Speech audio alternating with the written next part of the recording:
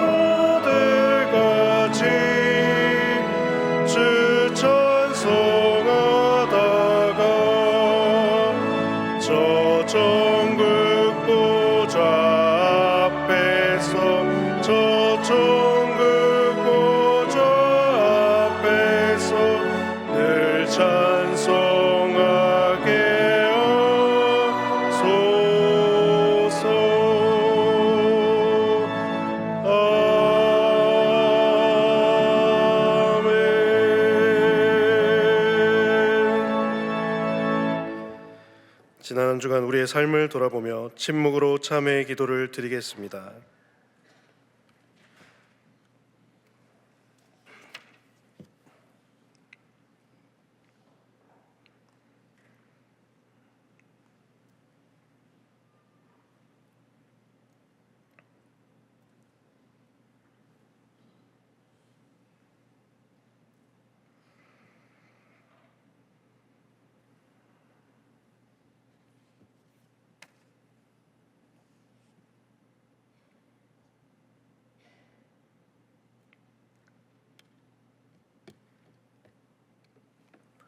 하나님께서 주시는 사죄의 말씀입니다.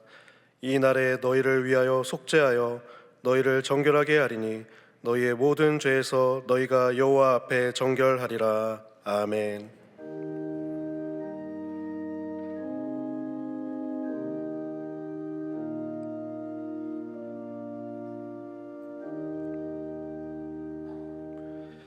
나는 전능하신 아버지 하나님 천지의 창조주를 믿습니다. 나는 그의 유일하신 아들 우리 주 예수 그리스도를 믿습니다. 그는 성령으로 잉태되어 동정녀 마리아에게서 본디오 빌라도에게 고난을 받아 십자가에 못 박혀 죽으시고 장사된 지 사흘 만에 죽은 자 가운데서 다시 살아나셨으며 하늘에 오르시어 전능하신 아버지 하나님 우편에 앉아 계시다가 거기로부터 살아있는 자와 죽은 자를 심판하러 오십니다. 나는 성령을 믿으며 거룩한 공교회와 성도의 교제와 죄를 용서받는 것과 몸의 부활과 영생을 믿습니다. 아멘.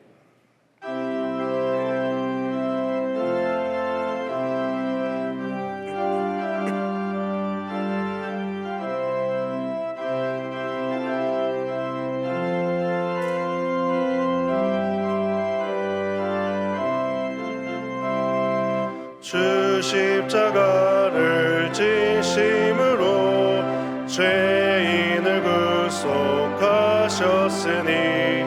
그 피를 보고 믿는 자는 주님의 진노 면하겠네. 내가 그 피를 유월절 그 양의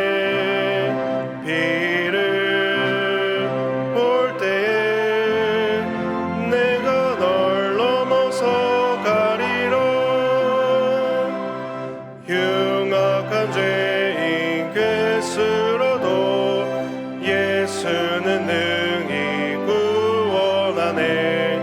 온몸을 피에 담글 때에 주님의 진노 면하겠네.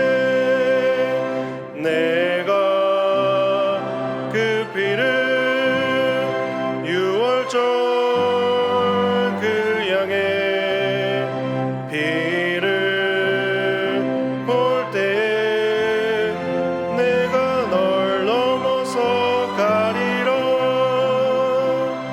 심판할 때에 모든 백성 행한 일대로 보응받네.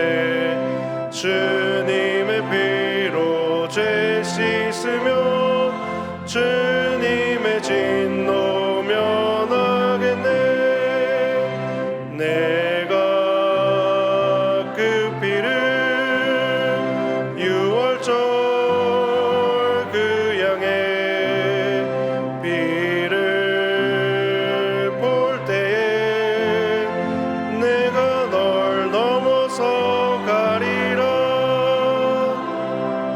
그 주의 사랑 크신 은혜 보혈의 능력 의지하세.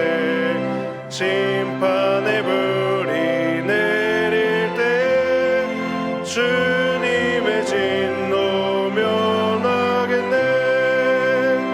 내가 그 피를 유월절 피를 볼 때에 내가 널 넘어서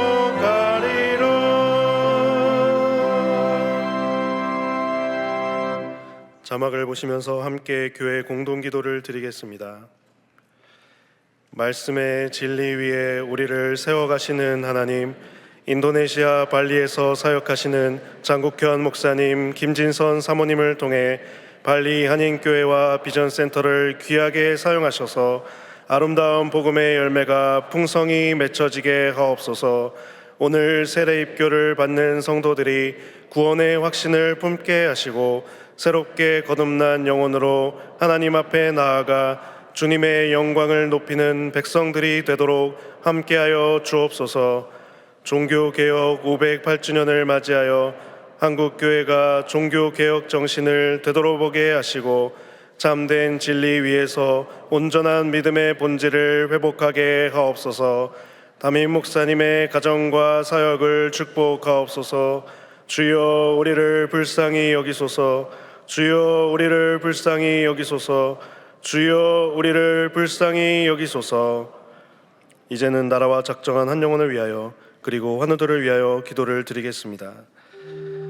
거룩하신 하나님 아버지 감사합니다. 이 나라를 기억하여 주옵소서. 전쟁으로 인하여 분단되고 나뉘어진 나라가 복음으로 하나 되고 예수로 하나 되는 나라 되게 하여 주옵소서. 작정한 영혼을 위하여 간절히 기도하며 품고 전도하는 모든 성도들의 기도와 간구에 영향하여 주시고 전도 열매가 맺히게 하시고 예배당에 나와 예배하는 기쁨 드리게 하여 주옵소서. 환우들의 기도와 간구에 주님께서 응답하여 주시어 반드시 낫게 하시고 속히 치유하게 하시고 회복해 주시고 주님의 전에 나와 예배하는 기쁨을 누려 아버지 하나님 앞에 기쁨으로 간증할 수 있도록 주님께서 역사하여 주옵소서.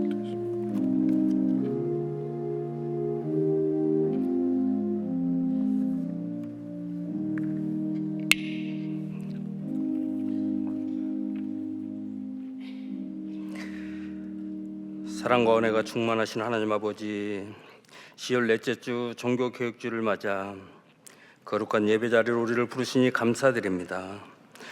지난 한 달도 주님의 은혜를 되새기며 값없이 주신 구원과 믿음의 유산을 고백합니다. 드리는 예배의 영광 받으옵소서. 10월 마지막 주를 보내며 한 해의 신앙 여정을 되돌아봅니다. 우리의 영혼의 밭에 뿌려진 말씀의 씨앗이 어떤 열매를 맺었는지 겸손히 점검합니다. 혹시 주님의 은혜를 잊고 세상의 근심과 욕심이라는 잡초를 키우며 빛과 소금의 사명을 소홀히 했음을 회개합니다. 어둠의 방황을 주님 앞에 내려놓사오니 용서하여 주시옵소서. 삶의 희로애락과 모든 상황 속에서도 주님만 신뢰하며 흔들리지 않는 반석이 되게 하시고 담대한 믿음으로 복된 열매를 맺으며 나아가게 없소서. 하나님, 경주에서 열리는 에이펙이 성공적인 화합의장이 되게 하시고 국제적인 도전 속에서도 지혜롭게 대처하게 없소서. 구한말의 역사의 아픔을 기억하며 분열과 갈등이 아닌 사랑과 화해로 주권을 잃어버리지 않게 하시고 통합이 되게 없소서. 모든 영역에서 공정함이 실현되며 부강한 나라, 평화로운 나라가 되게 하여 주시옵소서.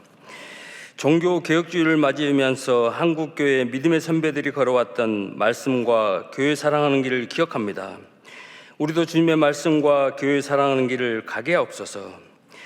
그러나 일부 교회는 만몬의 누룩이 되어 꼬리가 되어가고 있고 사명의 중요성을 망각하며 사상 누각처럼 변한 복음은 영혼을 혼란시키고 있사오니 애통하며 기도합니다. 주님, 이 땅의 황무함을 보시옵소서. 마른 뼈처럼 황폐한 이 땅에 생기를 불어넣어 주옵소서.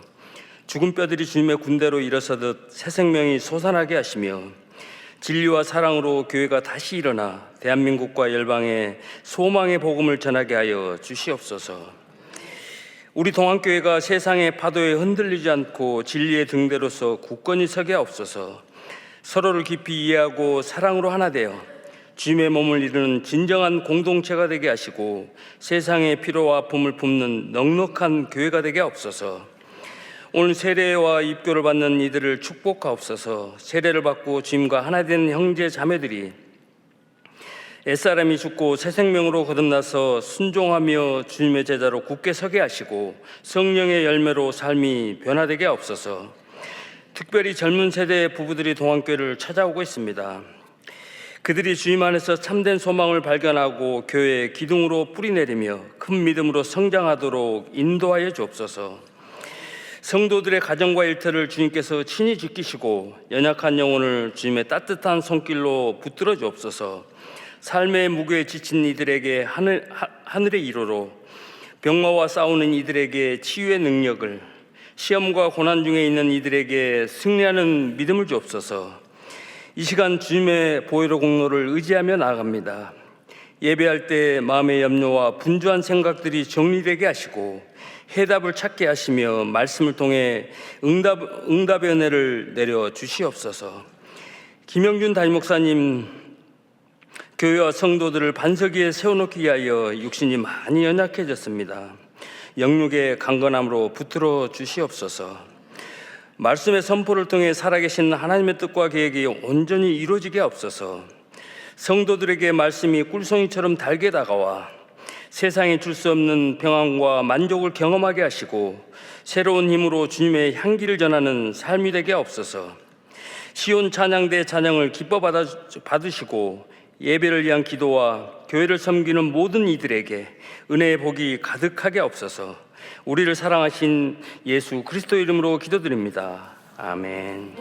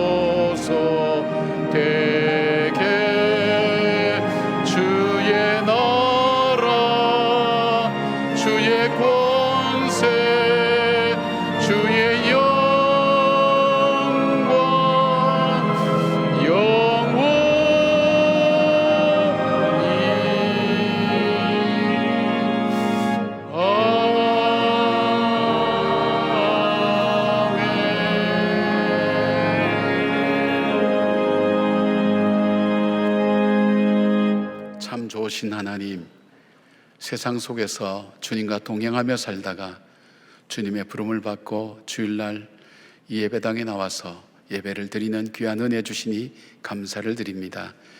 우리는 허물과 죄로 하나님 앞에 감히 나갈 수 없사오나 예수 그리스도의 보혈의 공로로 주 앞에 나가오니 아버지 주님을 만난 성도들의 기쁨이 우리 가운데 가득하게 하시고 삶의 방향이 바로 잡혀지고 우리의 연약함이 강하게 되며 하나님 우리가 분별할 수 있는 지혜가 이 예배를 통해서 부어지는 하나님의 은혜가 되게 하여 주시옵소서. 아버지 하나님, 특별히 귀한 예물을 통해서 하나님께 나가는 주의 자녀들을 축복하시고 추수감사 주일 헌금과 하나님 또한 11조와 감사 예물과 그리고 하나님 비전과 선교 헌금과 주일 헌금을 통해서 하나님 앞에 나가는 주의 자녀들의 그 손길 위에 함께 하시고 헌금 속에 담긴 신앙의 고백과 주님을 사랑하는 마음과 그리고 주님의 사역 앞에 함께 헌신하기를 원하는 그 중심이 모아져서 드려질 때에 주님이 영광 받아주시고 이 물질이 쓰여진 곳에 주의 영광이 드러나게 하시며 하나님 드린 손길 위에 그 자녀들과 생업의 현장과 자손들 위에 하나님께서 풍성한 은혜로 더하여 주시며 이 땅을 사랑하며 물질 때문에 죄를 범치 않게 하시고 낙심하지 않도록 주님 붙들어 주셔서 날마다 주와 함께 동행하는 믿음의 걸음 걷기에 부족함이 없도록 함께하여 주시옵소서. 억울하고 안타까운 일로 또 원치 않은 일로 고난을 당하는 주의 자녀들 위해 하나님 지혜를 주셔서 길을 열어주시고 하나님 믿음으로 다시 한번 회복하는 놀라운 시간과 계기가 되게 하셔서 주님과 또 동행하는 오히려 축복의 시간이 될 수 있도록 하나님 붙들어 주시기를 원합니다. 질병으로 고통당하는 주의 자녀들이 있습니다. 매일매일 다가오는 절망과 싸우지 않으면 오늘도 일어설 수 없는 주님의 자녀들입니다. 하나님, 주님께서 하나님 반드시 치유하여 주시고 회복시켜 주심을 믿음으로 고백하며 담대하게 나가게 하시고 내 믿음이 너를 구원하였다고 말씀하신 것처럼 내 자리를 들고 일어나 걸어가라고 말씀하신 것처럼 우리의 연약했던 자리를 들고 하나님 걸어가며 당당하게 하나님 자녀로 살아가는 놀라운 회복의 삶이 이루어질 수 있도록 하나님 함께하여 주시기를 원합니다. 아버지 하나님, 이 나라를 긍휼히 여겨주시고 불쌍히 여겨주셔서 하나님 주님의 나라가 되게 하시고 주님의 나라임을 고백하는 주의 백성들이 곳곳에 하나님이여 배치되어서 그들이 주의 나라를 위하여 의와 희락과 화평을 위하여 섬김을 일하게 하시고 주님 동행하여 주셔서 주의 역사에 일어나게 하시고 이 땅을 악의 하나님 세력에게 맡기지 마시고 하나님 주님의 능력으로 붙들어 주셔서 정말 하나님 복음의 사명을 감당하는 나라가 되게 하시고 작은 나라지만 열방을 복되게 할 수 있는 축복의 통로로 쓰임받을 수 있도록 이 민족을 사용하여 주시고 인도하시며 저 북한의 동포들도 하나님 기억하여 주셔서 우리 민족이 하나님 앞에 헌신하며 하나님 앞에 기도했던 귀한 선조들의 믿음을 따라서 승리하며 이 어두운 세대를 헤쳐나가기에 부족함이 없도록 하나님 붙들어 주시옵소서. 아무나 올 수 없는 이 자리에 하나님께서 지명하여 불러서 오늘 이 자리 오게 하셨사오니 우리의 마음을 꼭 붙들어 주시옵고 확신을 주시고 믿음을 주시고 능력을 주시어서 주와 함께 동행하는 주님의 백성의 삶이 우리의 삶 속에 이루어지게 하시고 삶의 현장을 하나님 나라로 만들어가는 귀한 하나님 사명의 삶을 사는 우리 성도들 되게 하여 주시옵소서. 예수님의 이름으로 기도드리옵나이다. 아멘.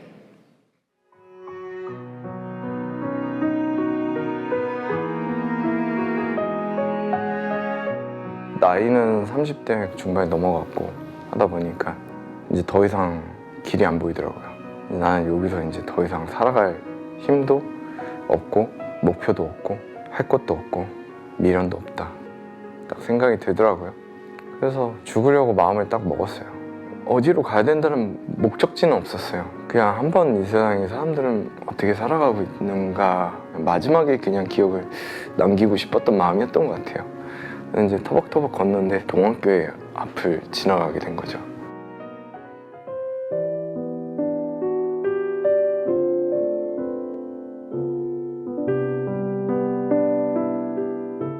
웃으면서 들어가시더라고요. 아, 성도님 오셨습니까? 형제님 오셨습니까? 자매님 오셨습니까? 이런 말들이 이제 좀 들렸고 왜 사람들은 저렇게 인사를 하고 웃을까? 여기는 뭐 하는 데인데 궁금증이 생겼어요. 내가 마지막으로 여기 들어가 보고 여기서도 내가 별거 없으면 정리한다는 느낌으로 들어왔어요. 예배가 다 끝나고 뒤를 봤는데 플랜카드 새가족을 환영합니다 라는 게 있더라고요. 거기서 한 몇 초간 머뭇머뭇했어요. 갑자기 그때 목사님을 오시더라고요. 그 2층에 새가족실로 인도를 하셔갖고 어떻게 오셨냐고 하길래 아무 말도 못했어요. 아무 말도 못하다가 힘들어서 왔습니다 라고 말씀을 드렸더니 새가족실에 있던 모든 분들이 저한테 제 손을 다 잡고 기도를 해주시더라고요. 어린 양이 헤매다가 주님의 집으로 왔으니 많이 보살펴 주세요 라는 내용이었던 것 같아요. 마음이 힘들고 할 때 그냥 편하게 오시면 된다. 뭐 마음이 편치 않으시면 안 오셔도 되니까 편할 때만 오세요 라고 말씀을 하시더라고요. 정말 살아보면서 처음 느껴보는 그런 사랑이었어요.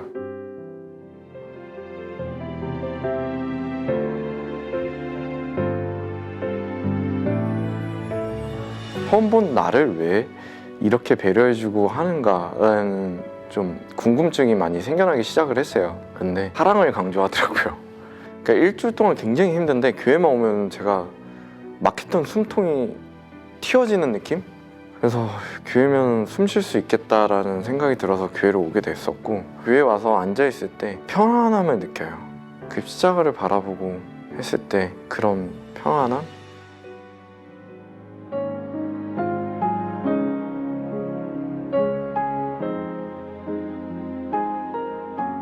저는 사실 교회를 다니기 전에 어땠냐면 나는 착하게만 살아왔는데 나쁜 짓 하지도 않았고, 근데 제가 하나님이 없는 삶을 살았다 보다 보니까 저는 제가 굉장히 잘난 사람이라고 믿고 살았고, 내가 남한테 해코지만 안 하면 나는 착하게 살아간다고 생각을 자만을 했던 거예요. 그런데 그게 죄인지를 몰랐던 거예요. 남한테 미워했던 마음, 증오했던 마음, 남을 시기했던 마음, 이런 것들이 모두가 죄였던 거예요. 그래서 그런 거를 먼저 고백을 했고요. 그러니까 이제 하나님께서 들어주시기 시작을 하더라고요.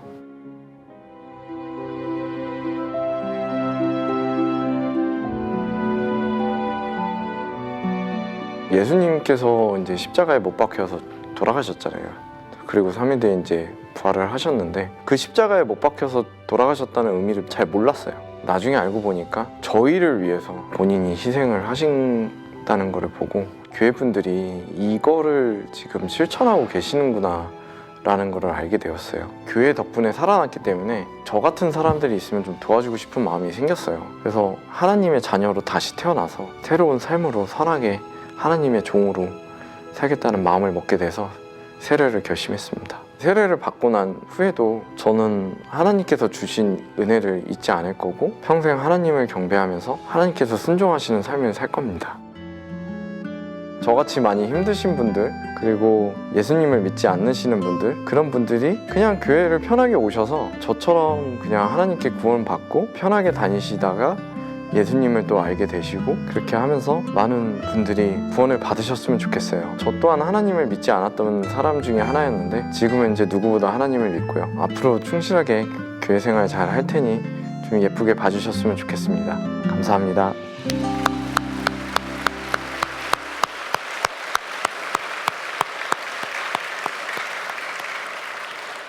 그렇죠. 아무나 올 수 없는 자리죠.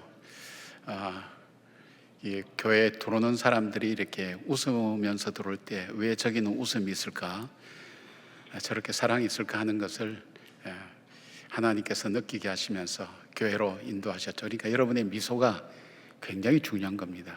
한번 미소를 지어 보십시오. 바로 그 미소입니다. 심각하게 지지 마시고 미소를 지으면서 또 웃으면서 반갑게 나누는 것. 그러니까 여러분들이 인사하는 것도 참 중요하죠. 그러니까 지금 그 상태에서 약간 미소를 지은 얼굴을 머금고 옆에 있는 분을 축복하겠습니다. 주님의 평강을 기원합니다. 주님의 평강을 기원합니다. 격려하십시다. 기도하면 됩니다. 기도하면 됩니다. 선포하십시다. 잘 되고 있습니다. 잘 되고 있습니다. 고맙습니다. 감사합니다. 여러분이 선포하고 축복하고 또 격려한 모든 일들이 우리 열매를 맺는 그런 귀한 역사가 일어나기를 바랍니다. 그래서 오늘 저녁에는 세례 입교 예식과 예식 중에 성찬식이 있습니다. 누군가는 예수를 믿을 때 어떤 계기가 있습니다. 그 계기는 일평생 잊지 못할 중요한 어떤 사건이 되죠. 그 삶의 그 현장에 여러분들이 함께 하셔서 축복해 주신다는 것은 참 귀한 기억이 될 겁니다. 또 영적인 추억이 될 겁니다. 여러분 오셔서 내가 세례 받을 때의 그 기억들 다시 되돌리면서 처음 사랑을 회복하는 기회로 여러분 삼으셔서 오늘 저녁에 오셔서 함께 축복해 주시면 좋겠고요. 성찬식을 통해서 우리가 한 형제 자매구나, 또 우리는 부활 공동체구나, 또 다시 오실 주님을 맞이하는 재림 공동체구나 하는 것을 다시 되새기는 그런 기회가 되셨으면 좋겠습니다. 우리 11월 달 동안 규칙이 발행되었습니다. 여러분이 매일 말씀과 함께 생활하도록, 동행하도록 도움을 주는 그런 책입니다. 여러분께서 뒤에 가시면서 한 권씩 갖고 가시고요. 1,000원 이상의 이 헌금을 통해서 우리가 이 책이 만들어진다는 것 기억하시면서 여러분께서 함께 참고하시기를 바랍니다. 그리고 그 청춘교실 가을 소풍 가는데 우리 부모님들이 소풍을 갑니다. 우리 자녀들이 많이 축복해 주시고요. 잘 다녀오실 수 있도록 기도해 주시고, 또 자녀분들 계시거나 또 이 어른들도 격려하시기를 원하시는 분 있으면 또 찬조해 주시면 많이 도움이 될 겁니다. 여러분께서 그렇게 함께 해 주시기를 바랍니다. 그리고 우리 성도님 중에 음향 전문가가 있으면, 음향 엔지니어링이 있으면 여러분께서 좀 교회를 도와주시고 또 함께 해주시면 좋겠습니다. 왜냐하면 우리 교회는 영상을 제작하는 그런 곳입니다.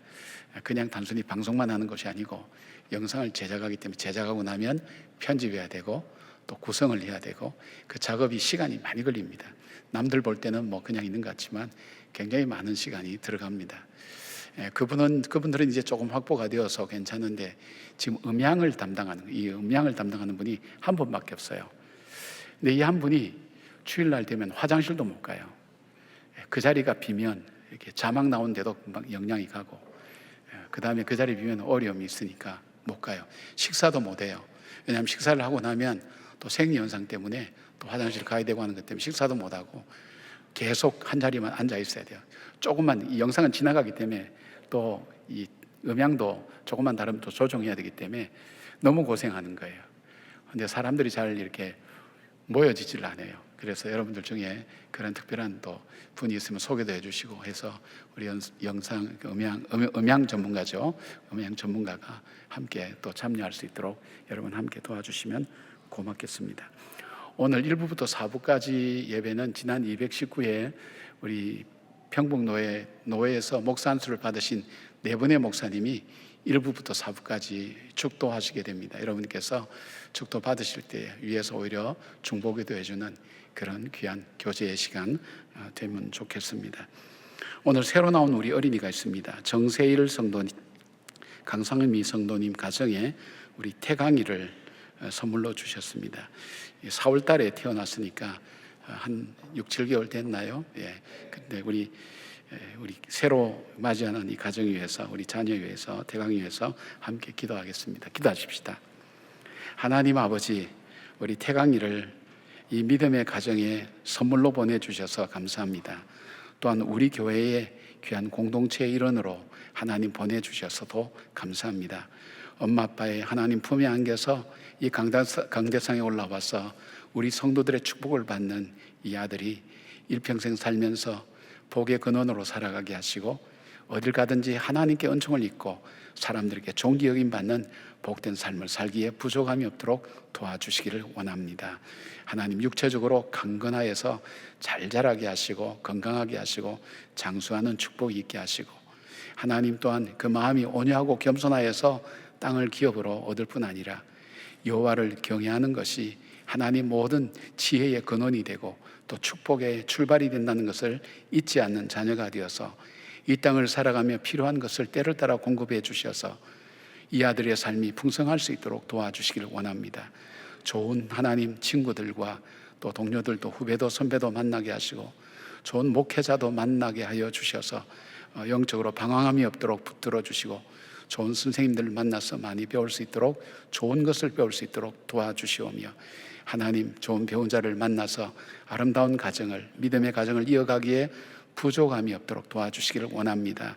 하나님, 이 자녀를 만날 때마다 하나님께서 복을 주시는 것을 사람들이 아는 요셉의 축복이 있게 하시고 걸음걸음 위에 주님께서 풍성케 하시고, 기도로 귀하게 기다렸다가 낳은 자녀여오니 하나님 기도로 길러가는 한나처럼 그리하여 사물처럼 복되게 세워지는 귀한 아들로 자랄 수 있도록 도와주시기를 원합니다. 하나님, 이 가정을 축복해 주시고 이 엄마 아빠에게 믿음의 부유한 축복도 허락하시고 물질의 축복도 허락하셔서 이 자녀를 믿음으로 잘 기를 수 있도록 하나님 함께하여 주시고, 이 아들을 위해서 기도한 모든 하나님 가족들과 우리 공동체의 가족들 위해 하나님 함께 하시며, 하나님 이 자녀로 인하여 가정이 복을 받게 하시고 우리 교회가 복을 받게 하시고 이 자녀가 살아가는 시대가 복을 받을 수 있도록 하나님 함께하여 주시기를 원합니다. 축복하는 하나님, 우리 성도님 가정에 태의 열매를 기다리는 가정이 많이 있습니다. 아버지여, 태의 열매를 주님께서 허락해 주시고 하나님 귀한 자녀의 축복도 허락해 주실 뿐 아니라 또 믿음의 배우자 만나기를 위해서 기도하는 하나님 간절한 기도도 있사오니 하나님께서 응답하시고 연락하여 주시옵소서. 모든 복의 근원 되시는 예수님의 이름으로 축복하며 기도드리옵나이다. 아멘.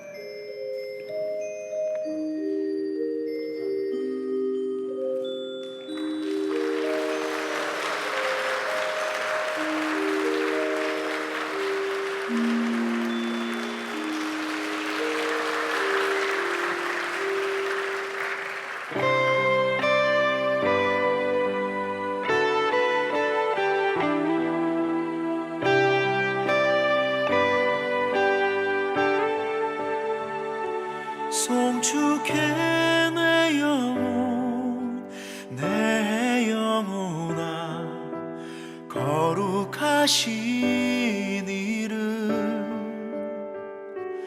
이전에 없었던 노래로 나 주님을 경배해.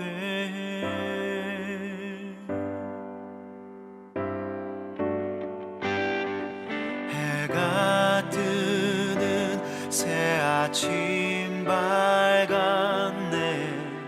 이제 다시 주님 찬양.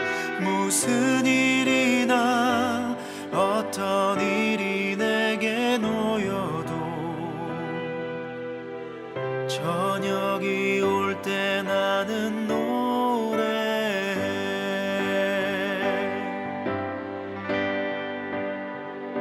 송축해 내 영혼 내 영혼아 거룩하신 이름. 이전에 없었던 노래로 나 주님을 경배해.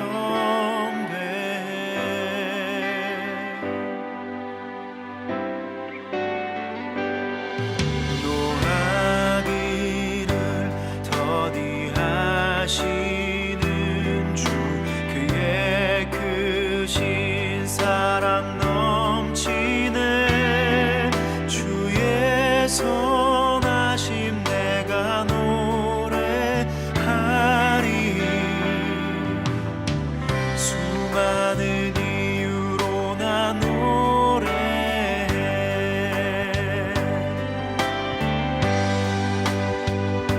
송축해 내 영혼 내 영혼아 거룩하신.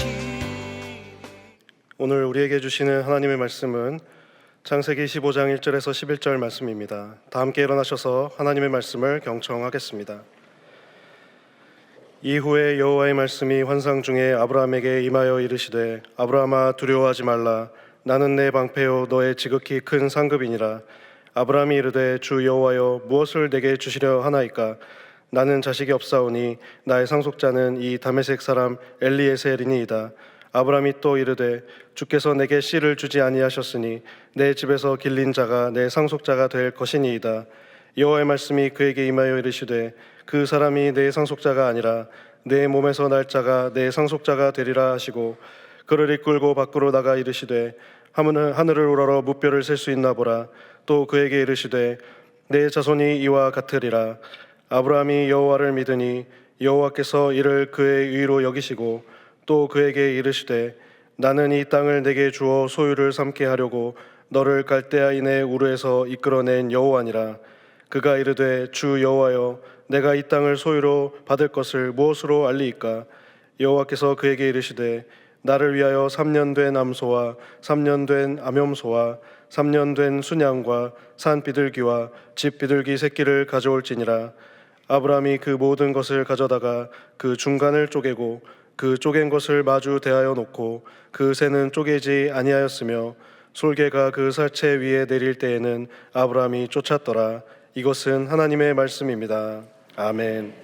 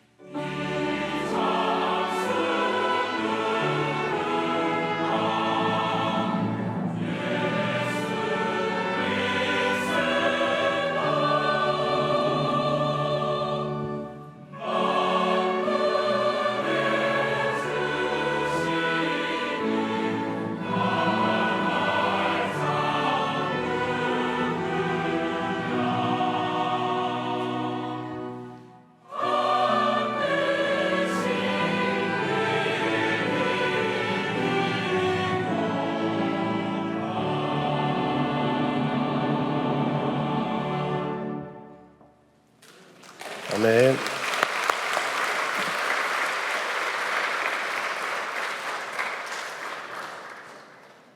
귀한 찬양 감사드립니다. 저와 여러분은 예수님을 믿습니다. 근데 이 믿음의 시작이 어떻게 되는가 하면 하나님께서 찾아오심으로 시작되는 것입니다. 우리가 여러분이 교회 나온 동기가 여러 가지 있습니다만은, 그러나 신앙이 깊어지면 내가 선택하고 내가 결정해서 나온 것이 아니라 하나님께서 나에게 찾아오신 거구나 하는 것을 우리가 고백하게 될 것입니다. 갈대아 우르에서 우상을 섬기고 또 자녀가 없어서 미래가 없고 희망이 없는 그 아브라함에게 하나님께서 나타나셔서 너는 본토 친척 아비 집을 떠나서 내가 너에게 보여줄 땅으로 가라고 하나님께서 말씀하심으로 이 아브라함의 믿음의 여정은 시작되었습니다. 떠나라 그랬고 가라, 그렇게 두 가지 명령이 신앙에 있어서 굉장히 중요한 그런 명령형입니다. 이 본토 친척 아비 집을 떠나라는 의미는 지금까지 살아왔던, 그리고 살아오면서 지내왔던 너의 삶의 선택의 기준, 너가 삶의 모든 방법들, 이 모든 것들을 그것을 떠나라는 것입니다. 이 과거를 떠나라, 이 과거에 살아왔던 그 삶을 떠나라. 그리고 가라고 하는 것은 보여줄 땅으로 가라 그러면 새로운 질서와 새로운 삶의 원칙을 가지고 하나님 말씀하신 대로 살아라는 것을 의미하고 있습니다. 새로운 인생 기준과 질서와 삶의 목표를 가지고 살라는 말씀이죠. 그렇게 할 때 하나님께서 아브라함에게 7가지 복을 주시겠다고 말씀하셨습니다. 저와 여러분은 이 아브라함을 살펴보면서 하나님께서 이 복을 어떻게 주신지를 이제 알게 될 것입니다. 이렇게 새롭게 시작된 이 아브라함의 삶은 하나님께서 보여줄 땅, 즉 이 가나안 땅 헤브론에 살고 있었습니다. 그런데 그돌라오멜 왕을 중심으로 한 북부 동맹군이 롯이 살고 있는 소돔과 고모라 동맹군을 쳐들어와서 모든 재산과 사람을 다 포로로 잡아갔습니다. 이 소식을 듣는 아브라함은 자기 집에서 기르는 사병 318명을 이끌고 400km나 되는 먼 곳까지 가서 10,000명이 되는 군사들을 상대로 승리해서 모든 재산과 사람들을 되찾아왔습니다. 그리고 오늘 본문 15장이 시작되는 것입니다. 1절에 보니까 이후에라는 이 표현은 이전에 이러한 모든 것을 포함한 일들을 겪은 후에라는 의미로 아브라함의 삶에 새로운 전환점이 일어나고 있는 것을 예고하고 있습니다. 오늘 본문을 통해서 우리는 아브라함이 받은 복이 어떤 복인가 하는 것을 좀 나누었으면 좋겠다는 생각입니다. 왜냐하면 아브라함이 받은 복은 아브라함으로만 끝나는 것이 아니라 믿음의 조상, 믿음의 아키타입 원형이라고 그랬죠. 이 원형을 통해서 오늘 우리가 받고 있는 복이라는 그런 의미로 연결 지을 수가 있습니다. 쉽게 말씀드리면 우리가 예수를 믿는다 할 때 광야 같은 세상을 살기 때문에 삶이라는 게 결코 쉽지 않습니다. 그래서 안 된 것, 할 수 없는 것, 또 피곤하고 지친 이 모든 것들 때문에 인생이 참 쉽지 않습니다. 그러나 그 속에서 내가 받은 복이 얼마나 크고 놀라운 것인가 하는 것을 알게 된다면 그 삶이 달라집니다. 방향이 달라지고 오늘 하루하루 살아가는 삶의 여정이 달라지기 때문에 아브라함이 받은 복이 뭔가를 우리가 나누면서 내가 지금 예수를 믿으면서 받은 복이 어떤 복인가, 그런 것들을 살펴보면서 여러분 삶 속에 광야 같은 세상에서 새로운 소망과 희망을 가지고 힘을 내어서 살아가는 그런 계기가 되기를 바랍니다. 아브라함이 받은 복은 첫 번째는 하나님께서 찾아오셔서 말씀해 주시는 복입니다. 1절에 보니까 이후에 여호와의 말씀이 환상 중에 아브라함에게 임하여 이르시되 아브라함아 두려워하지 말라 나는 내 방패요 너의 지극히 큰 상급이니라 라고 말씀해 주셨습니다. 이 세상을 창조하시고 세상을 주관하시며 언약하신 것을 이루시는 하나님께서 아브라함에게 찾아오셨습니다. 그리고 그에게 말씀하십니다. 이것은 하나님께서 아브라함을 언약의 대상으로 삼으시고 그를 부르셨다는 것입니다. 여러분, 왜 아브라함을 언약의 대상대로 삼으셨을까요? 아브라함은 우상을 섬기는 사람이었습니다. 본토 친척 아비 집에서 사는 사람이었고 그 당시에는 희망이 없는 거로 그렇게 여겨졌던 그 자녀가 없는 어떻게 보면 평범한 사람, 어떻게 보면 희망이 없이 살아가는 바로 오늘날 평범한 저와 여러분의 삶이라고 그렇게 볼 수 있습니다. 여러분, 사업하는 분들이 회사에 납품하기 위해서 큰 회사를 찾아갈 때 계약의 대상자로 선정할 때 어떻습니까? 선정에 분명한 이유가 있습니다. 가능성이 있고 미래를 보고 결정합니다. 이 사람이 제때 물건을 납품할 수 있을까? 그리고 그런 기술력을 가지고 있는가? 이 조건이 다 있습니다. 그러나 하나님의 선택은 달랐습니다. 하나님께서는 아무런 가능성이 없는 아브라함을 선택하셨고 그 선택을 통해서 아브라함을 택하셔서 언약의 대상자로 삼았습니다. 바로 그 하나님이 오늘 저와 여러분을 바로 부르시고 말씀하셔서 언약의 대상자로 삼았다는 사실입니다. 왜 나를 하나님께서 부르셨는가? 왜 하나님께서 나를 언약의 대상자로 삼아주셨는가? 이유를 아는 사람은 아무도 없습니다. 그래서 우리는 이렇게 표현합니다. 하나님의 은혜라고밖에 표현하지 못합니다. 잠시 잠깐 지나가는 인생 속에서 하나님을 알게 하셨고 죽음이 끝인 우리, 그리고 죽음 다음에 심판으로 영원한 형벌을 받는 우리에게 구원의 길을 열어주신 이유가 뭘까? 왜 하나님이 나를 불러주셨을까? 아무도 알지 못합니다. 우리는 표현할 때 은혜다, 그렇게 표현할 수 있습니다. 그리고 말씀하시죠. 두려워하지 말라고 말씀하십니다. 왜 두려워하지 말라고 했을까요? 두 가지로 볼 수 있습니다. 먼저는 현실적인 두려움입니다. 아브라함은 바로 직전에 그돌라오멜이 이끄는 1만 명이 넘는 연합군과 전투에서 승리했습니다. 아마 기습 공격을 한 것 같습니다. 그리고 승리한 이후에 그들이 언제든 보복할 수 있다는 불안감이 그에게 있었습니다. 저들이 공격에 올 때 자신의 능력으로는 그들의 공격을 막을 수 있는 그런 아무런 능력과 방비책도 없다는 것을 알기 때문에 두려워할 수밖에 없었습니다. 보복에 대한 두려움이 그의 마음을 지배했습니다. 또 하나 두려움이 있습니다. 영적 두려움이었습니다. 하나님께서 임재하실 때 인간은 두려워할 수밖에 없습니다. 왜냐하면 거룩하신 하나님 앞에 죄인된 인간이 얼마나 자신이 연약하고 부정한 존재인가를 깨닫기 때문에 하나님의 임재 앞에 우린 두려워할 수밖에 없습니다. 그러나 하나님께서는 이 두려움에 떨고 있는 아브라함에게 이렇게 말씀하십니다. 두려워하지 말라. 나는 내 방패요 너의 지극히 큰 상급이라고 말합니다. 하나님께서 방패가 되어 주신다는 것은 어떤 공격과 두려운 일이 닥쳐도 하나님께서 막아주신다는 의미입니다. 우리는 잘 알고 있죠. 이 세상 어느 것도 우리의 삶에 일어나는 수많은 어려운 일들을 다 막아낼 수 없다는 것을 우리는 잘 알고 있습니다. 우리가 얼마나 연약한 존재라는 것도 알고 있죠. 돈도 우리를 막을 수 없습니다. 돈도 권력도 지식도 신용도 가족도 건강도 인간관계도 심지어는 우리의 신앙적 열심조차도 우리를 지켜주지 못한다는 것입니다. 사단의 공격 앞에서, 죄의 심판 앞에서, 삶의 불확실성 앞에서 우리는 여전히 두려움을 느낄 수밖에 없는 삶을 산다는 것입니다. 두려움은 뭐라고 말씀드렸냐면 얼어붙게 만드는 감정이라고 그랬습니다. 과거에 좋았던 기억들, 하나님께서 우리와 함께하며 이겨왔던 그 모든 것들을 얼어붙게 만듭니다. 그러니까 생각이 나지 않게 돼 있어요. 그 다음에 어떻게 합니까? 내 안에 아직도 남아있는 좋은 귀한 것들, 그것도 전혀 생각나지 않습니다. 그러니까 미래라는 것을 볼 수 없도록 만듭니다. 그걸 다 얼어붙게 만듭니다. 그래서 오직 그 문제 앞에서 그 문제만 메어서 떨도록 만드는 것이 이 두려움의 정체입니다. 그러니까 두려움이 삶 속에 찾아온다는 것은 미래를 향해서 한 걸음 더 나갈 수 없다는 것을 그렇게 말합니다. 인간은 이 극복할 수 없는 이 감정이 두려움이라는 거죠. 어떤 분이 연구한 것을 보면 성경에 두려워 말라라는 말이 365번 나온다고 합니다.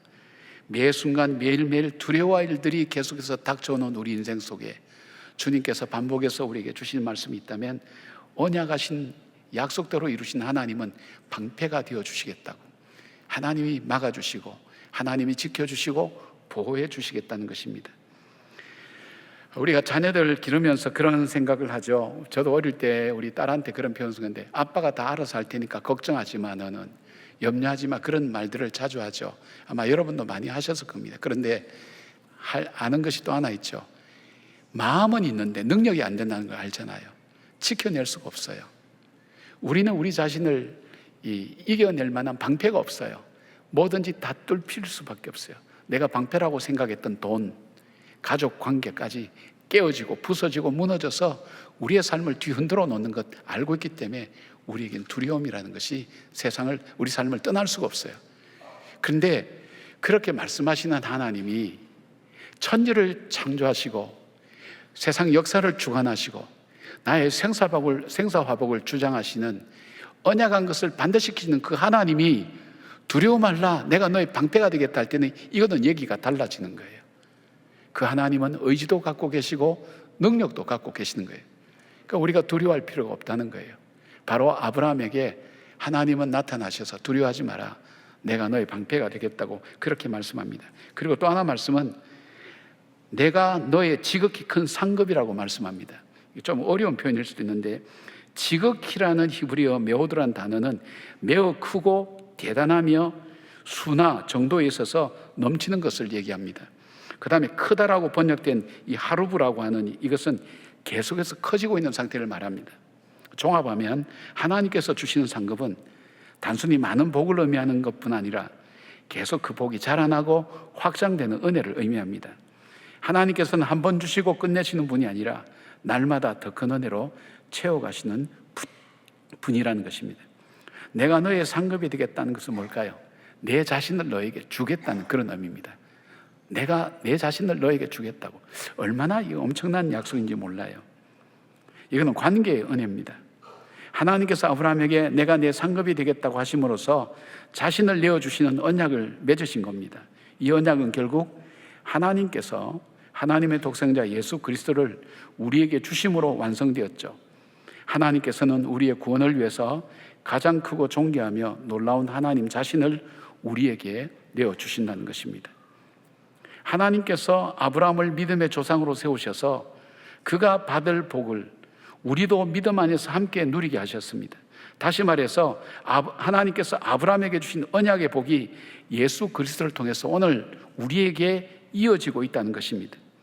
아브라함에게 두려워하지 말라고 하신 하나님은 하나님께서 택하시고 사용하신 오늘 우리들에게도 동일한 약속으로 말씀하시는 것입니다. 주님은 이미 찾아오셨습니다. 나에게 말씀하십니다. 오늘도 말씀하십니다. 우리 삶의 현장에서 두려워하지 말라, 내가 너의 방패가 되어주겠다, 너 인생의 방패가 되어주겠다, 내가 나를 너에게 주겠다, 내가 너의 상급이 되리라는 그 표현을 오늘도 하고 계신 것입니다.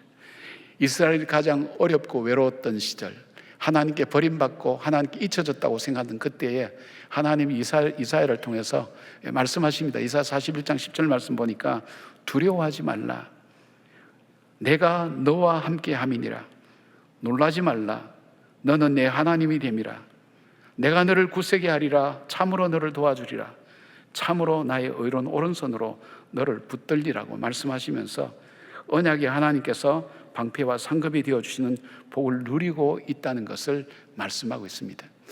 저는 장례식에는 웬만하면 꼭 갑니다. 옛날에는 좀 건강할 때는 지방이라도 다 갔습니다. 왜냐하면 장례식 가서 저는 지금까지 후회해 본 적이 없습니다. 근데 젊은 사람이 세상을 떠났을 때 참 그때 너무 마음이 안타까워요. 근데 그 중에는 그렇게 얘기하는 분이 있어요. 와서, 정신이 없죠 그때는, 와서 그 부인 되는 분이 그렇게 얘기해요. 목사님, 이제 어떻게 살죠? 참 가슴 아픈 얘기예요. 막막하죠. 갑자기 떠나버렸으니까. 뭐 예상도 하고 뭐 이럴 일이 벌어질 거로 했지만 막상 떠나고 나면 정신을 못 차리는 거예요. 무엇을 해야 될지 알지 못하는 거예요. 언젠가부터 제 마음속에 절망이 찾아오기 시작하면서 제가 붙들었던 말씀이 있어요. 내가 곧 길이요, 그런 말씀. 예수님이 말씀하셔도 어쩌면 이렇게 기가 막힌 말씀하셨을까? 예수님이 내 인생의 길이 되어 주신다는 거예요.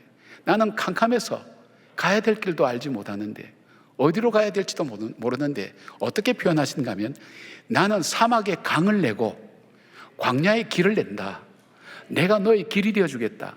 지금까지 너가 개척하고 너가 살아온 그 길을 걸어왔다면, 너가 그 길이 막혔을 때 내가 너의 길이 되어 주겠다. 너가 갈 수 있도록 하겠다. 그 말씀이 얼마나 귀한 말씀인지 몰라요. 제 인생이 혼란스러울 때가 있어요. 이 무엇이 옳고 무엇이 틀리고 어떻게 분별해야 될지 알지 못할 때 내가 진리가 되어주겠다, 내 삶의 기준이 되어주겠다는 거예요. 어디를 따라 무엇을 따라 걸어가야 될지. 우리 대학교 교수님 한 분이 세밭이라는 거기에 나와서 강연한 중에 그런 얘기예요. 자기에게 답답한 것이 있다면 인생에 지도가 있었으면 좋겠다. 어떻게 살아야 될지, 어떻게 어디로 가야 될지 그런 지도가 있었으면 좋겠다, 그런 얘기를 하는 걸 들었어요. 그러면서 지도를 찾아가는 자기의 삶의 여정을 이렇게 강의를 하는데 감동적으로 들었어요. 이렇게 신앙하고만 연결이 안 됐을 뿐이지 충분히 신앙을 예상하는 그런 표현이었어요. 모든 사람이 공통적으로 느끼는 거예요. 여러분은 그런 거 못 느낍니까? 내 인생에 지도가 있었으면 좋겠다. 그러면 내가 후회하지 않는 인생을 살 건데, 인생을 다 살고 나이 들어서 그때 깨달아 보니까 그때 내 삶을 이렇게 살았다면 내가 오늘처럼 이렇게 살지는 않을 건데, 결국은 내 인생에 지도가 있었으면 좋겠다. 요즘 새로운 개발되어서 내비게이션이 있었으면 좋겠다. 그래요. 왜냐하면 잘못된 거기부터 다시 인도하니까. 근데 주의 말씀이 내 발의 등이요 내 길의 빛이라고 그랬잖아요. 하나님 말씀이 있잖아요. 우리에게 주님께서 그 길이 되어주시고 진리가 되어주신다는 거예요. 지치고 힘들 수밖에 없는 그 상황에서 내가 생명이 되어주신다고 말씀하셨어요. 생명력 있는 삶을 살겠다. 저는 그 말씀이 제 마음속에 와닿는 거예요. 주님께서 나에게 찾아오셔서 두려워 말아라, 내가 너희 방패가 되어주겠다, 내 자신을 너에게 주겠다. 주님께서 그 말씀을 하시는 거예요. 사랑하는 여러분, 여러분 속에 어떤 두려움이 있습니까? 맞습니다. 우리는 두려워하는 것이 원초적인 그런 감정입니다. 그러나 그 두려움에서 천지를 창조하시고 나의 생사복을 주관하시는 그 하나님께서 약속하십니다. 내가 너의 방패가 되시겠다고, 내가 나를 너에게 주겠다고 그렇게 말씀하십니다. 여러분, 이것이 우리가 받은 복입니다. 아브라함이 받은 복이요 우리가 받은 복입니다. 우리의 삶의 현장에서 하나님이 방패가 되어주시는 그 삶을 사는 우리는 두려움에서 벗어나서 우리의 삶을 이끌어 가시는 그 하나님의 인도하심 따라 걸어가는 그 삶, 그리고 내 삶의 분별력을 주시고 나로 하여금 사막에도 강을 내시고 광야에도 길을 내시는 그 하나님의 길을 따라가는, 그리고 새롭게 소생케 하시는 그 하나님의 은혜가 오늘 나에게 있다는 것, 이게 복이 아니겠습니까? 그 복을 저와 여러분이 누리고 있다는 것을 하나님 우리에게 말씀하시는 겁니다. 아브라함을 통해서 우리에게 보여주시는 복입니다. 하나님 우리에게 찾아오셔서 말씀해 주시는 복, 이미 찾아오셨던 그 복을 누린 여러분, 말씀해 주시는 하나님의 음성을 듣고 두려움 가운데서, 연약함 가운데서 낙담하지 않고 주님께서 열어가시는 길을 걸어가고 주님께서 이끄시는 대로 따라가는 주님의 자녀 되기를 주님의 이름으로 축복합니다. 두 번째 아브라함이 받은 복은 은혜의 복입니다. 은혜라고 하는 것은 받을 수 있는 자격이 안 되는 사람에게 일방적으로 부어지는 특혜라고 얘기할 수 있습니다. 그걸 은혜다, 우리는 그렇게 표현합니다. 6절에 보니까 아브라함이 여호와를 믿으니 여호와께서 이를 그의 의로 여기시고, 그렇게 되어 있어요. 아브라함은 하나님 말씀을 들었습니다. 그리고 하나님께 자기의 생각을 말씀드립니다. 2절 보니까 아브라함이 하나님을 주 여호와라고 부릅니다. 지금까지는 여호와 하나님이라고 그랬어요. 앞에 주가 붙었어요. 아도나이라고 하는 것이 붙었어요. 이 뭐냐면 하나님은 언약을 지키시는 하나님일 뿐 아니라 나의 주인이 되시는, 내 삶의 주인이 되시는 하나님이라는 그 고백입니다. 호칭이 달라졌어요. 우리가 신앙생활할 때 신앙이 깊어지면 하나님을 부르는 그 마음도 달라지지만 호칭이 달라지는 거예요. 자기가 경험했던 그 하나님, 하나님이야말로 내 삶의, 내 인생의 주인 되십니다. 주인 되시는, 그리고 언약을 지키시는 전능하신 하나님, 그렇게 부르는 겁니다. 자, 이 하나님께서 어떤 분이라는 것을 아브라함은 이미 경험했죠. 애굽에서 경험했어요. 제국의 대왕, 이 애굽의 바로왕도 움직이시는 하나님, 그리고 깡그리 무너지고 부서지고 수치스럽고 부끄러운 일을 경험하는 이 아브라함, 완전히 깨어지고 회복할 가능성이 없는 이 아브라함을 원래대로 회복시키고 그리고 새롭게 만드시는 그 하나님, 그 하나님을 경험한 거예요. 자기의 삶은 이미 죽었어요. 가능성이 없어요. 끝났어요. 그 끝난 그 자리에서 다시 일으켜 세워서 살려주신 하나님, 그러니까 이제는 내 삶이 아니라 하나님이 주신 삶이니까 내 삶은 하나님의 삶입니다. 하나님이 주신 삶이다, 그 고백인 거예요. 아도나이, 큐리오스, 그죠? 내 주인 되시는 하나님, 그 여호와여, 언약을 지키신 하나님이여. 그러면서 솔직하게 말씀드리는 거예요. 이 하나님께 질문하는 것 굉장히 중요합니다. 이 기도할 때도 여러분 모르는 거 있으면 하나님께 여쭤보세요. 하나님 어떻게 하면 좋겠습니까? 저는 그 질문을 자주 합니다. 질문하고 기다리고, 그러면 하나님께서 어떤 방법이든지 알려주시는 것을 많이 경험합니다. 이제 문제는 때때로 이 아브라함이 애굽을 자기 마음대로 결정했듯이 저도 제 마음대로 결정하는 경우가 종종 있어서 그렇지, 하나님께 여쭤보면 하나님께서 응답하시는 것을 경험하게 됩니다. 자, 아브라함이 솔직하게 말씀드리죠. 주님, 제게 자녀를 주시지 않았습니다. 제 아내는 이미 아이를 낳을 수 없는 나이가 되었고, 그렇게 되었는데, 그렇다면 제 상속자는 우리 집에서 길러온 다메섹 사람 엘리에셀로 삼을 수밖에 없습니다. 그렇게 이야기를 합니다. 아브라함이 하나님께서 약속은 하셨으니까 그 약속은 이루어 주실 거다.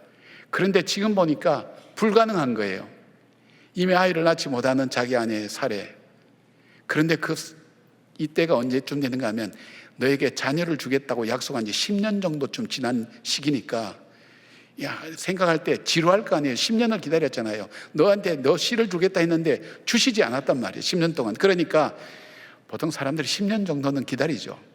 3번도 참고 10년 정도는 기다립니다. 근데 그 이상 안 될 때는 내 생각을 하고 내 계획을 얘기하는 거예요.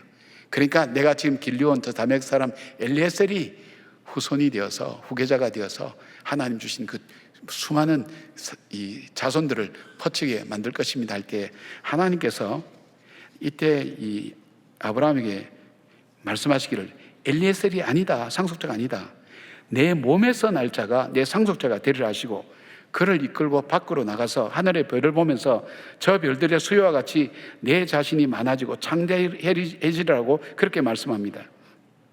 이때 아브라함이 언약의 말씀을 믿었다고 그렇게 말씀하고 있습니다. 그런데 아브라함이 하나님의 말씀을 믿는 그것을 의로 여겼다고 말씀합니다. 여기에 의라고 하는 것은 히브리어로 체다카라고 하는 단어인데, 올바름, 고듬이라는 그런 의미로 우리가 흔히들 쓰죠. 그런데 성경에서 말하는 이 의라는 것은 단순히 고든 생각이나 올바른 행동을 뜻하는 것이 아닙니다. 성경의 의의 기준은 하나님과의 이 올바른 관계에서 나타나는 삶, 그 인생 기준, 그것을 말씀하시는 거예요. 여기에 그를 의로 여기셨다는 표현에서 여기셨다라는 말은 하샤브라는 단어인데, 인정해 주었다는 그런 뜻입니다. 즉 아브라함은 여전히 죄인이에요. 연약한 인간이에요. 그런데 하나님께서 이 믿는 이 믿음을 보고 너가 의인이다, 이 말은 뭐냐면 너하고 나하고 이제는 교제하고, 너와 함께, 쉽게 말하면 표현이 좀 이상할지 모르겠지만 파트너십을 이루어서 같이 일할 수도 있고, 너와 함께 동행하는 그런 삶과 관계가 되겠다는 그 말씀을 하시는 거예요. 이제 너하고 얘기해도 되겠다, 이제 너와 함께 살아도 되겠다, 그를 의로 여겼다는 거예요. 여러분, 아브라함은요, 하나님 말씀이 현실적으로 이루어지는 것이 불가능해요. 자손도 없는데, 지금 자녀도 없는데 하늘에 별처럼 많은 자손을 주시겠다는 것, 이성적으로, 경험적으로, 합리적으로 보면 받아들일 수가 없어요. 일상적인 생리 현상을 볼 때도 자기 아내는 이미 아이를 낳지 못하고 나이가 점점 들어서 이제 자기 나이가 85이고요. 자기 아내가 10살 적으니 75이면 이제 모든 것이 끝나는 거예요. 더 이상 기대할 것도 없는 거예요. 현실적으로 받아들일 수가 없어요. 자기가 살아왔던 삶의 방식, 이성적이고 합리적이고 그 다음에 논리적이고 이런 것이 안 맞는 거예요. 그런데 아브라함은 그걸 내려놓고, 내가 이것이 지금까지 내가 살아왔고 믿어왔고 나를 만들어 온 삶이었는데 이 모든 것을 내려놓고 이제는 이거는 던져버리고 하나님이 말씀하시는 그 말씀을 따라서 믿고 그 말씀 따라 가겠다고 그렇게 고백한 거예요. 그러니까 그걸 보고 하나님께서 뭐라 여기셨어요? 의로 여기셨다 그런 거예요. 여러분, 하나님이요, 현금을 주시면 참 좋을 것 같아요. 그죠? 하나님은 현금은 안 주세요. 어음으로 주세요. 약속으로 주세요. 그러니까 얼마나 답답해요. 그러니까 우리 속에 뭐가 있어야 돼요? 확실한 증거가 있으면 우리가 믿기 좋은데 이 증거가 없어요. 보증 서는 사람도 없어. 그냥 하나님 말씀하셔서 이렇게 하겠다 그러면 지금까지 경험도 못 해보고 뭐 추론도 못 해보고 이해도 못한 그런 케이스도 보지 못한 그런 것을 믿어야 된다는 게 쉬운 겁니까? 쉽지 않아요. 그런데 아브라함 믿었어요. 근데 그걸 의로 여기셨다. 그렇게 성경은 말씀하고 있어요. 에베소서는 2장 8절 9절에 바울이 이렇게 해요. 너희는 그 은혜에 의하여 믿음으로 말미암아 구원을 받았나니 이것이 너희에게서 난 것이 아니요 하나님의 선물이라. 행위에서 난 것이 아니니 이는 누구든지 자랑하지 못하게 함이라고 그렇게 말씀합니다. 세상의 질서와 세상은 말씀드린 것처럼 증거나 확실한 보증이 되는 것을 믿죠. 그러나 바울은 로마서 4장 1절부터 3절까지 이렇게 말씀합니다. 그런즉 육신으로 우리 조상인 아브라함이 무엇을 얻었다 하리요 만일 아브라함이 행위로서 어렵다 하심을 받았으면 자랑할 것이 있으려니와 하나님 앞에서는 없느니라. 성경이 무엇을 말하느냐? 아브라함이 하나님을 믿음에 그것이 그에게 의로 여겨진 바 되었느니라 말씀합니다. 여러분, 우리도 마찬가지죠. 하나님 앞에 구원받을 만한 아무런 자격도 삶도 없습니다. 바울의 교복처럼 우리는 허물과 죄로 죽었고 본질상 진노의 자녀입니다. 자기가 그런 줄 모르고 살아도 우리를 창조하시고 만드신 하나님 보실 때 나는 뭐냐면 너는 본질상 진노의 자녀야. 그리고 허물과 죄로 이미 죽었어. 그것이 창조하신 하나님이 나를 보는 눈이에요. 그렇잖아요. 내가 나를 생각하는 거하고 남이 나를 보는 게 다르잖아요. 하나님이 나를 보는 게 다르다는 거예요. 나는 내가 소유하고 있고 내가 갖고 있으니까 나는 대단한 사람이야. 우리 간증한 우리 형제님처럼 자기는 의롭다고 생각하는 거예요. 남 해코지 안 하고 얼굴도 보세요. 착하게 생겼잖아요. 그렇게 사는데 자기가 깨닫고 보니까 그게 아니라는 것을 고백하고 있잖아요. 그 형제의 삶이 오늘 저와 여러분의 삶이에요. 별 차이 없어요. 55, 100%예요. 나타나느냐 나타나지 않느냐 하지만 우리 속에 마음에 지은 죄나 생각은 여러분 우리 모두 또 똑같은 거예요. 그런데 그런 나를 하나님이 사랑해 주셔서 자기 아들을 십자가에 못 박아 죽이기까지 나를 사랑하셔서 내 죄를 그 피로 씻어 주시고 하나님의 자녀 삼으셔서 나를 구원해 주신 거예요. 이게 이해가 됩니까? 맨정신으로 이해가 안 됩니다, 여러분. 제가 종종 말씀드립니다만은 나는 하나님이 자기 아들을 죽여서까지 나를 살릴 만한 나는 가치가 있는 존재야 라고 손들어 보라 그래서 손드는 사람 있으면 옆에 분들이 좀 도와줘야 될 분이에요. 없어요. 자기가 알아요. 좀 더 남들보다 좀 나을 수는 있지만 55, 100%예요. 별 차이 없어요. 나를 왜 구원해 주셨는가? 그리고 이 구원이 어떻게 해서 이루어졌는가? 바로 하나님께서 우리에게 주신 것이 이 믿음을 의로 여겼다는 거예요. 어떤 믿음요? 나는 이해가 안 돼요. 논리적으로 맞지도 않아. 경험적으로는 아니야. 그러나 그 하나님께서 그 아들 독생자를 보내셔서 나를 구속해 주시고 하나님의 자녀 삼아 주셨다. 왠지는 몰라요. 그러나 내가 알아요. 자격 없어요. 그런 가치도 없어요. 그런 나를 구원해 주셨다는 것. 그게 뭘까요? 이게 은혜인 거예요. 그 은혜로 말미암아 우리가 구원을 받았다는 것.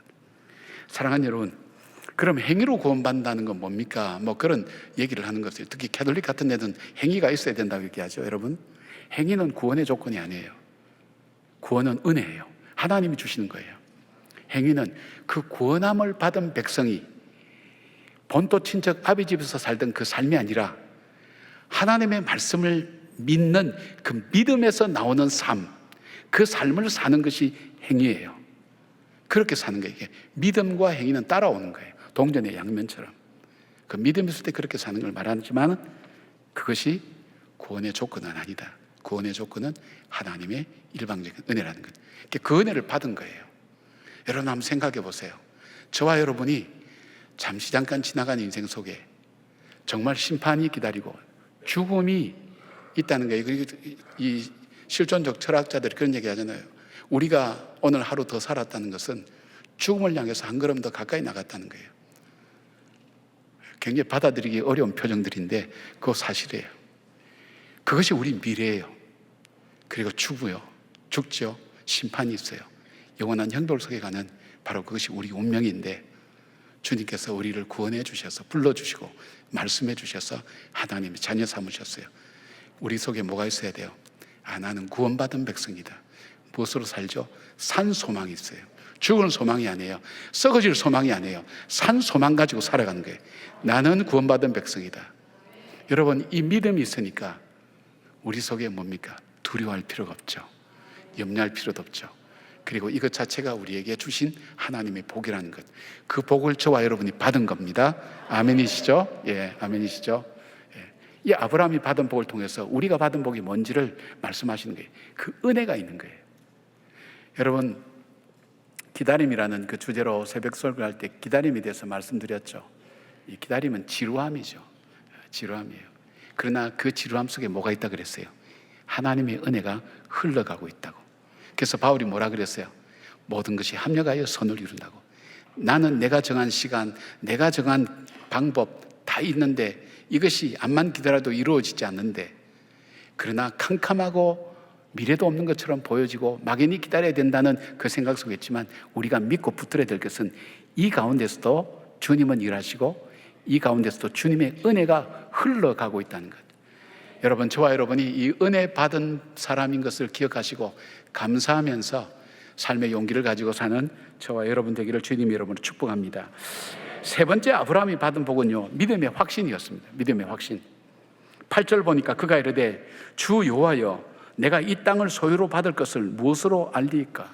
하나님께서 후손들에게 이 땅을 준다 그러니까 아브라함이 하나님 믿긴 믿는데 이거 사실이 잘 확신이 안 오는 거예요. 그래서 하나님께 증거를 구해요. 우리가 가끔 하나님 앞에 증거를 구하죠. 하나님, 우리는 증거가 있어야 믿습니다. 누군가 보증이 있어야 믿죠. 근데 하나님이 스스로 증거가 되시고 보증이 된다니까 우리 상식으로는 잘 이해가 되지 않습니다. 하나님, 이 민족이, 이 후손이 이 자리로 돌아오시고 이 땅을 주시겠다는 그 약속이 어떤 것입니까? 여러분, 그렇게 물었어요. 왜 그걸 못 믿었을까요? 여러분, 믿음에 대해서 말씀드릴 때 믿음이라는 것은 두 가지가 성립돼야 된다 그랬죠. 믿음의 대상이 있어야 돼요. 우리가 믿는 믿음의 대상, 이 하나님은 세상에 수많은 하나님이 많아요. 근데 그 하나님 중에서 우리가 믿는 하나님은 나를 구원하시기 위해서 자기 아들 독생자를 보내셔서 십자가에 못 박아 죽게 하시고 그 피로 내 죄를 사하시고 나를 구원하게 하신 바로 그 하나님, 그 하나님을 믿는 것이 우리가 믿는 믿음의 대상이에요. 아멘이십니까? 예. 그 다음에 믿음의 내용은 사도신경이에요. 자, 이 믿음 갖고 있어요. 그런데 이 믿음이 내 생활과 삶 가운데 나타나는 삶이 되기 위해서 뭐가 있어야 되는가 하면 확신이 있어야 돼요. 이 확신이 있으면 뭐 돼요? 제가 한번 말씀드렸잖아요. 제가 수영장 가서 정말 겪었던 어려움 여러분 말씀드렸죠. 제가 45, 46 됐을 때 나도 좀 날씬한 몸매를 가지고 살아야 되겠다 꿈을 안고 수영을 배우러 갔어요. 수영을 배우러 갔는데 이게 몸이 물에 안 뜨네요. 근데 그 선생님이 저에게 다가오시더니 아버님 이러더라고요. 여러분 45된 젊은 사람한테 아버님 하니까 제가 충격이 처음부터 왔어요. 아버님 믿으셔야 돼요. 아니 이 사람이 내가 목사인 줄 알고 있나? 우리 업계에서 쓰는 말을 쓰고 있다니. 근데 아버님 믿음이 없이는 안 돼요. 믿어야 돼요. 갈수록 우리 업계에 고급 용어를 쓰기 시작하네. 그렇게 생각했어요. 저 믿고 있는데요. 그러니까 아니요. 아버님 물을 믿으셔야 돼요. 물을 믿지 않으니까 몸이 안 뜨는 거예요. 물에 내 몸을 맡겨야 돼요. 그래야 떠요. 믿음이 없이는 되는 일이 없어요. 제가 충격받고 안 나갔어요. 그 다음에. 근데 제게는 굉장한 어떤 현실적인 생각을 하게 하는 것이에요. 그렇지. 왜 그런가 하면 내가 확신이 없구나. 확신이 있어야 내 몸을 맡기는데 확신이 없으니까 알고는 있는데 안 되는 거예요. 이 확신의 복이라는 게 참 큰 복이라는 것을 우리가 알 수 있어요. 그래서 우리에게 증거와 보증이 있어야 되는데 이것이 신뢰를 의미하는데 이게 안 되니까 삶이 움직이지 않는 거예요. 하나님 자신이 보증자고 증거이기 때문에 우리에게는 보이지 않아요. 믿음으로만 알 수 있고 볼 수 있는 거예요. 이 믿음의 삶이 이어지기 위해서는 내면에 확신이 있어야 되는데 우리가 믿음의 믿음이 없다고 말할 때 사실은 그 믿음이 없는 게 아니라 믿음의 확신이 없다는 것을 우리가 이야기하는 것과 같습니다. 로마서 4장 19절부터 22절까지는 이것을 좀 더 자세히 설명합니다. 그가 100세가 되어 자기 몸이 죽은 것 같고 사라의 태가 죽은 것 같음을 알고도 믿음이 약해지지 아니하고 믿음이 없어 하나님의 약속을 의심하지 않고 믿음으로 견고하여서 하나님께 영광을 돌리며 약속하신 그것을 또한 능히 이루실 줄을 확신하였으니 그러므로 그것이 그에게 의로 여겼느니라. 그렇게 말씀하셨어요. 이러한 아브라함의 요청에 하나님은 하나님을 위하여 3년 된 암소와 3년 된 암염소와 3년 된 순양과 산비둘기와 집비둘기 새끼를 가져와서 그 중간을 쪼갠 것을 마주대하게 놓았어요. 아브라함은 그대로 하였고 새는 작아서 쪼개지 않았어요. 그리고 하나님께서는 아브라함을 잠들게 한 후에 타는 횃불이 그 쪼갠 고기 사이로 지나가더라고 말씀합니다. 여러분, 고대 진방에서 고대 근동 지방에서는요, 언약을 맺을 때 짐승을 쪼개고 그 사이에 언약한 두 사람이 같이 지나가요. 그런 풍습이 있었어요. 이 말의 의미는 뭐냐면 너와 내가 약속을 지키지 않으면 이 동물들처럼 찢겨서 죽는다. 이 언약 어기는 것은 곧 죽는 거라는 것을 표시하는 의미예요. 근데 이제 하나님과 아브라함이 같이 가야 되는데 아브라함은 깊게 잠들게 하셨어요, 하나님께서. 그리고 하나님의 횃불이 그 쪼갠 이 동물 사이로 지나가시는 거예요. 이게 무엇을 의미하나요? 너는 약속을 지키지 않아도 나는 반드시 약속을 지키겠다. 언약을 지키겠다. 이 언약을 지키겠다는 의미고, 그 다음에 너가 만약에 언약을 어긴다 할지라도 그 책임은 내가 지겠다는 그 의미예요. 이 언약을 깨뜨렸을 때, 인간의 죄로 이 언약을 깨뜨렸을 때 하나님은 약속하신 대로 자기 아들 예수 그리스도를 십자가에 못 박혀 죽게 하심으로 깨어진 언약을 피로 회복하셨어요. 따라서 하나님께서 우리와 맺으신 언약은 법적 효력을 가진 피의 언약, 곧 하나님 자신의 생명으로 보증한 언약이라는 거예요. 자, 이 사건을 경험하면서 이 아브라함이 하나님에 대해서 깨달은 것이었어요. 믿음의 내용이 이제 깨달아진 거죠. 제일 먼저 볼 수 있는 것은 하나님은 내 삶을 인도하시는 하나님이시구나. 내 후손들을 저 400년 동안 이방을 섬기게 하다가 400년 지난 다음에 하나님께서 인도하여서 여기에 가나안 땅에 반드시 오게 하시겠다고, 그리고 나는 나이가 들어서 조상들에게 편안하게 돌아가도록 하시겠다고, 그 과정을 하나님 말씀해 주신 거예요. 그 하나님 말씀을 통해서 뭐냐면 하나님은 내 삶을 인도하고 계시는구나, 우리 민족을 인도하시는구나, 그것을 깨달은 거예요. 여러분, 다윗만큼 호환 인생을 산 사람이 있을까요? 막내로 태어나서 형한테 인정받지도 못하고 살다가 골리앗을 죽여서 왕의 사위가 되었는데 그 장인어른한테 쫓겨서 10년간 집에도 살지 못하고 그 땅에도 살지 못하고 외국에 망명해서 미친 채하고 침 흘리고 그렇게 살다가 다시 돌아와서 동굴 속에 살면서 그와 함께한 사람들이 원통하고 빚지고 억울한 사람들만 400명 모여가지고 자기 신세도 비참한데 그런 사람들하고 같이 어울려 있으며 그 동굴에서 그들을 먹여 살려야 했어요. 왕이 된다고 언약을 받았지만 10여 년 이상이나 그 언약은 이루어지지 않았어요. 그리고 어떻게 했습니까? 그가 왕이 됐을 때 어떻게 했습니까? 둘째 아들이 큰아들을 죽였어요. 그리고 큰아들은 막내 여동생을 범했어요. 가정에 비극이 일어나고, 그래서 작은 아들을 압살롬 보냈더니 그 작은 아들이 반란을 일으켜서 그 아버지가 밤중에 맨발로 도망갈 수밖에 없었어요. 그것이 다윗의 일평생이에요, 여러분. 우린 다윗이 참 대단한 걸로 하지만 그 삶은 고달프고 힘든 거예요. 그 삶을 마지막 정리하면서 그가 쓴 것이 시편 23편이에요. 여호와는 나의 목자시니 하고 자기의 삶을 세 가지로 요약해요. 내 삶은 하나님이 인도해 주신 삶이었다. 나를 푸른 초장 맑은 물가로 인도하신 하나님. 내 삶이 비록 힘들고 어렵고 고난스러웠지만 그 순간순간 내 삶을 인도하셔서 여기까지 오게 하신 그 하나님, 내 삶을 인도하신 하나님, 그리고 나에게 공급하신 하나님, 내 원수의 목전에서 내게 상을 베풀어 주셨다는 거예요. 음식을 먹을 걸 공급해 주셨다는 거예요. 원수들이 보고 있는 앞에서 하나님께서는 그렇게 나에게 공급해 주셨다는 거예요. 그리고 어떻게 했어요? 하나님 보호해 주셨다.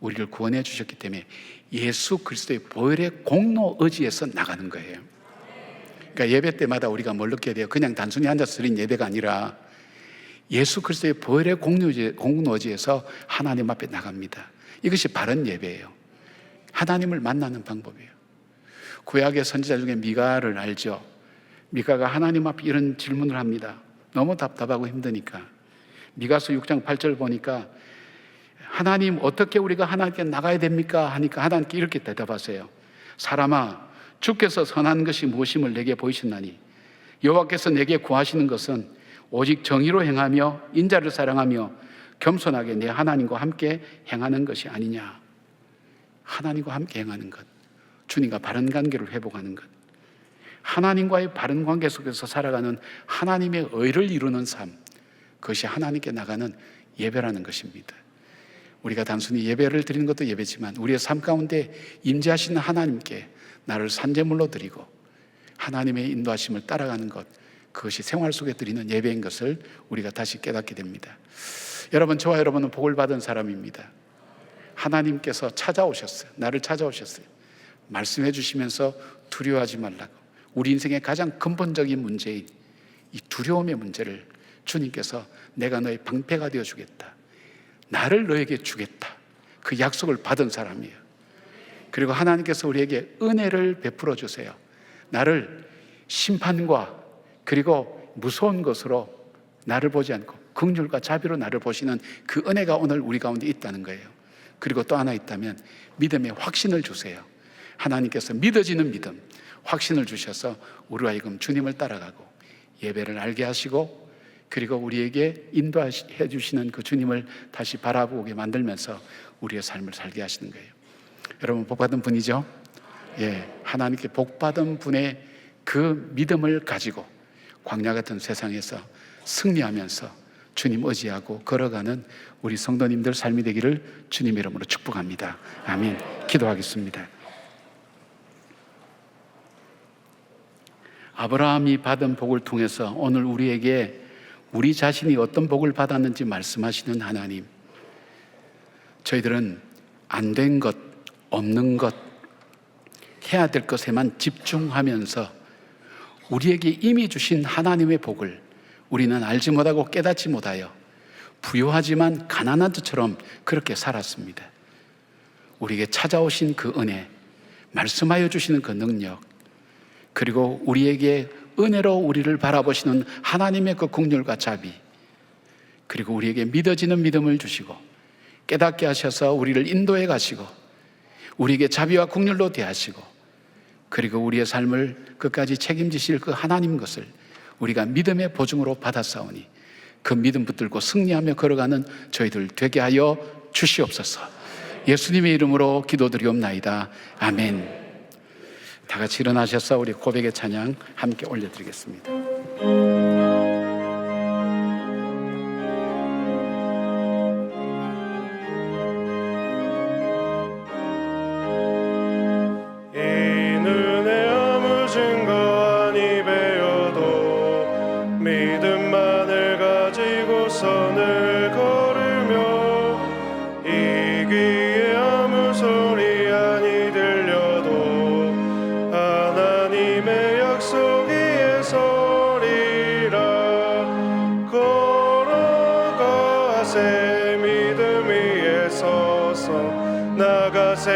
나가세 의심 버리고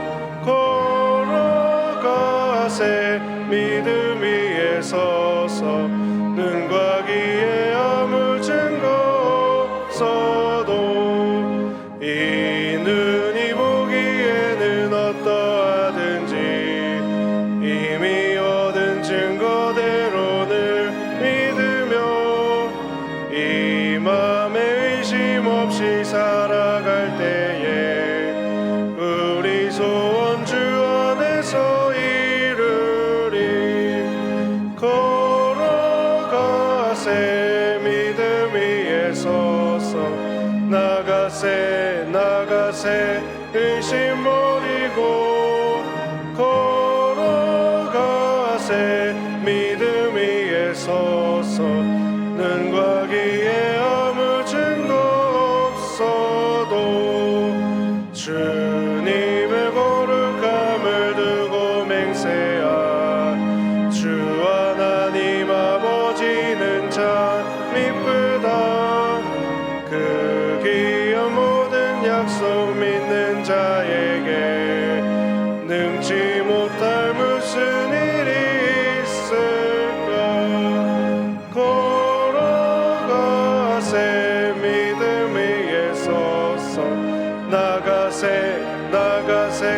의심 버리고 걸어가세 믿음 위에 서서 은과 기의 아무 증거 없어도 10월 이달의 말씀을 함께 선포하시겠습니다. 우리는 뒤로 물러가 멸망할 자가 아니요 오직 영혼을 구원함에 이르는 믿음을 가진 자니라. 아멘.